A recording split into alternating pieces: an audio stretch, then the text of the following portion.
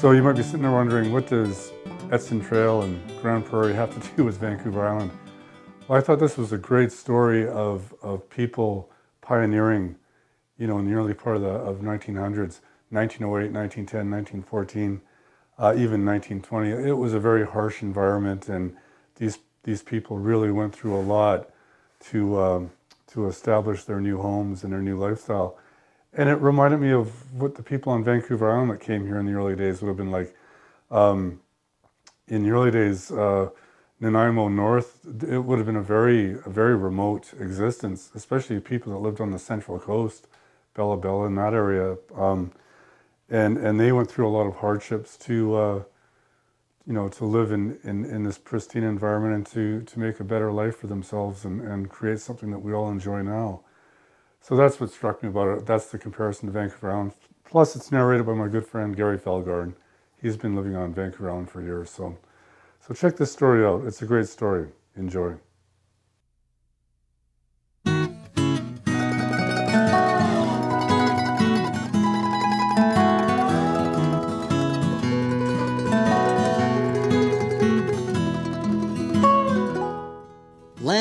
Land, read the caption in a newspaper ad. For $10, a whole quarter could be had. In the land of the peace, in a last frontier, you can build yourself a home with very little land to clear. Holy, it's great. You better get some bigger horses for this one. In the summer of 2000, the Bison Association of North America sponsored an old-fashioned wagon trek. Buffalo ranchers came from all over the world, people that were keen to experience the old-fashioned romance of life on the trail.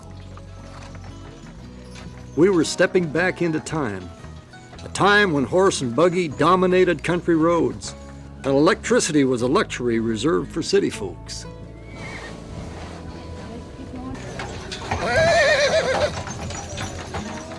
The plan was to retrace part of the old Edson Trail in northwest Alberta, traveling the way the first settlers did, in covered wagons and on horseback.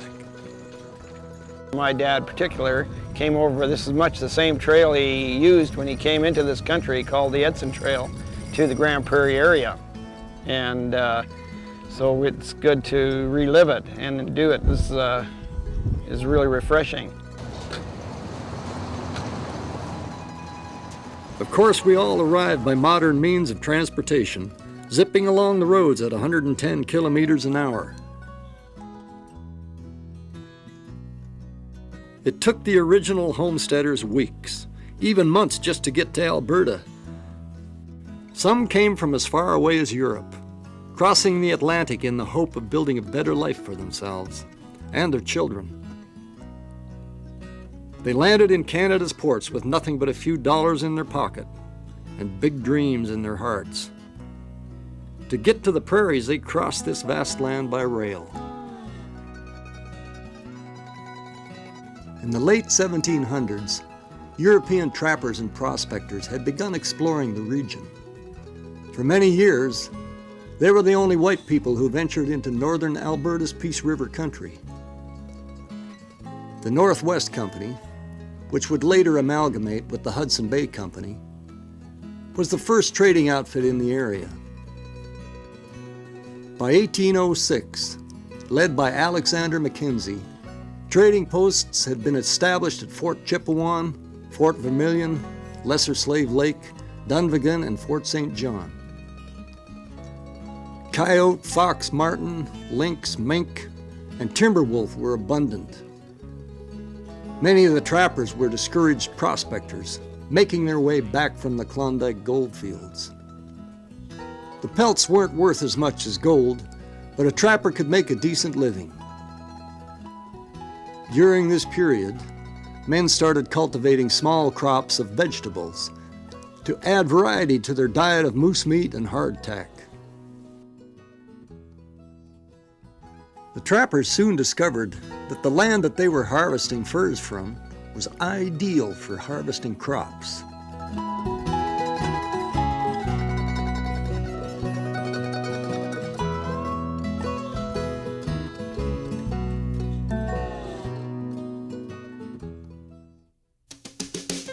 People began to talk, and word soon got out that there was fertile, arable land in the northwest corner of Alberta. The first homesteaders arrived in the Grande Prairie region in 1903. At that time, pretty much all of the good farmland in North America had been settled. Word of land that was available for homesteading was spreading like wildfire throughout the continent, but it would take courage and strength to get there and carve a home out of the wilderness.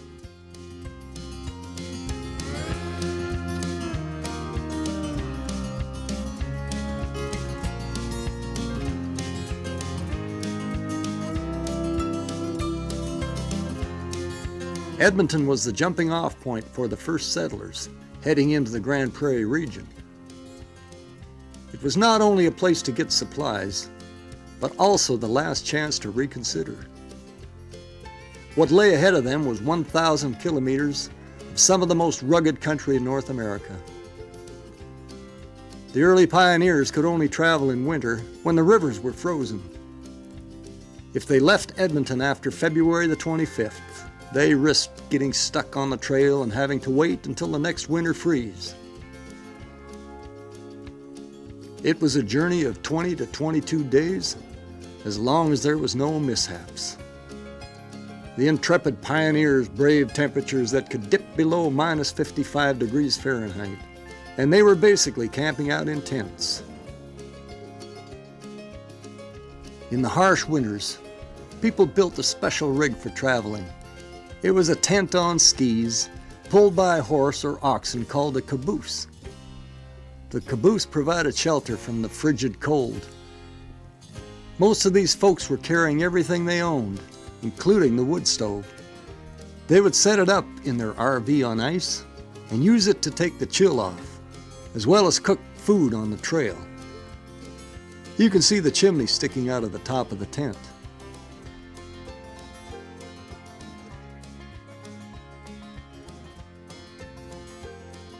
As the area grew, entrepreneurs built ferries to get the eager homesteaders across rivers like the Smoky and the Peace, making travel possible year-round.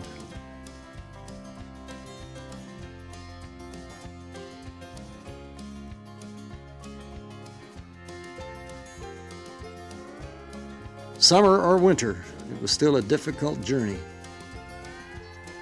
The trails were extremely rough, and the homesteaders were carrying all of their worldly belongings. Wagons tipping over or getting stuck in mud was a common occurrence.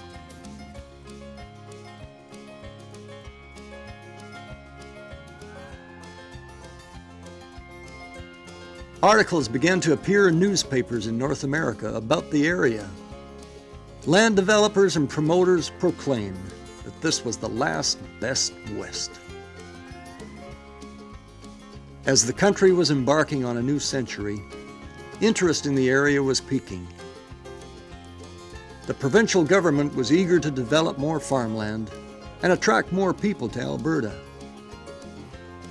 There was still plenty of land available in the Peace River country, but travel in and out was very difficult.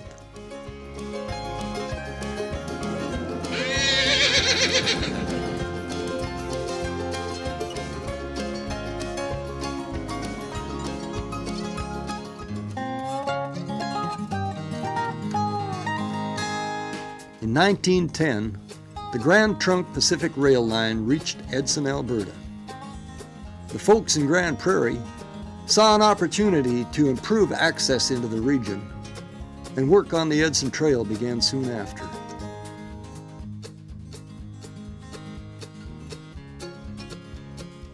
In 1911, the Edson Trail was officially opened. Settlers could now travel by train to Edson, Alberta, and from there make their way along the Edson Trail to Grande Prairie. The original route was about 850 kilometers, and it could take 22 days.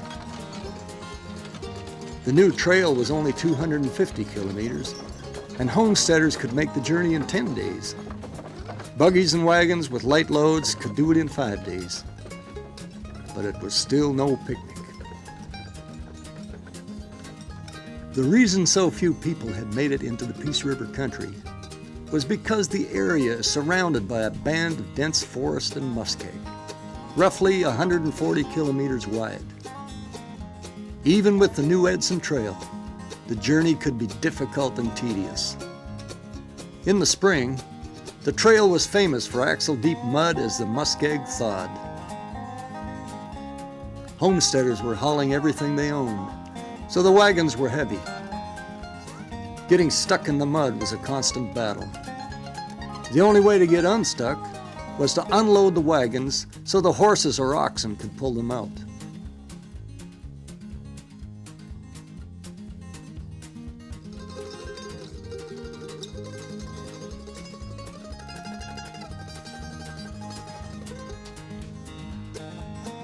This is the first car to travel the trail. Probably a traveling salesman. Land was still cheap, partly because it was so difficult to get to. People came from all over North America. It was the last great land rush, much like the Klondike gold rush of old. Farmers knew the value of land, and land that was virtually free was worth the effort.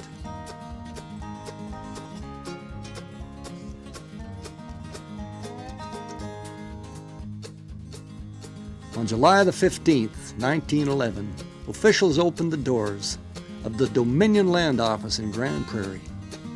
That morning, 47 men were waiting, all jockeying for position to get a number and get in line for their homestead. With $10, they secured 160 acres of land. There were two important clauses in the agreement. They had to live on their homestead and develop 10 acres a year for planting crops. This meant that 1,500 acres of Grande Prairie land could be cultivated in the next 36 months.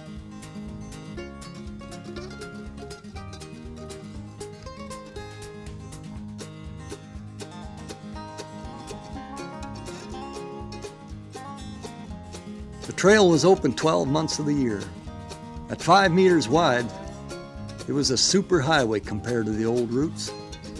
But there was only a few months in the summer when it was a pleasant trip. The Edson Trail opened in 1911. By 1916, the rail line was pushed through to Grande Prairie, making the trail obsolete. But the trail had served its purpose. Nobody knows exactly how many people traveled over the Edson to Grande Prairie Trail, but it's safe to say that thousands made the journey. In 1921, there were 18,000 people living in the Peace River country, and many of them came in by the Edson Trail. The first settlers who traveled by horse and oxen over the early trails were true pioneers. They endured hardships and adversity to stake homesteads and break the land. They wrote the final chapter in the history of Canada's pioneers and homesteaders.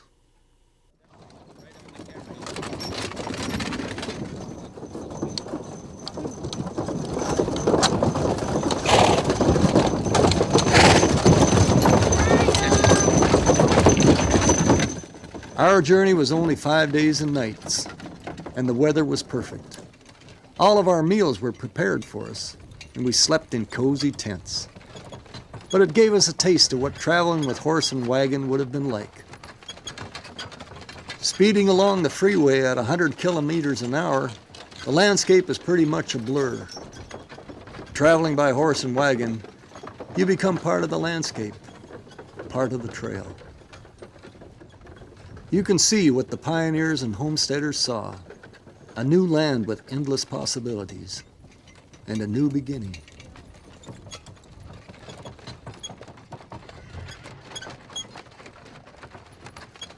From every walk of life they came, as far as Europe and the British Isles, little knowing of the hardships that lay ahead in all those miles. But somehow they made it through, those courageous folks of old. Each had their own adventure, and there's many a story to be told. They broke up the land and built a home of their own. How they were tried and suffered will never be known. So here's to the pioneers. May their memories never cease, who left us all a legacy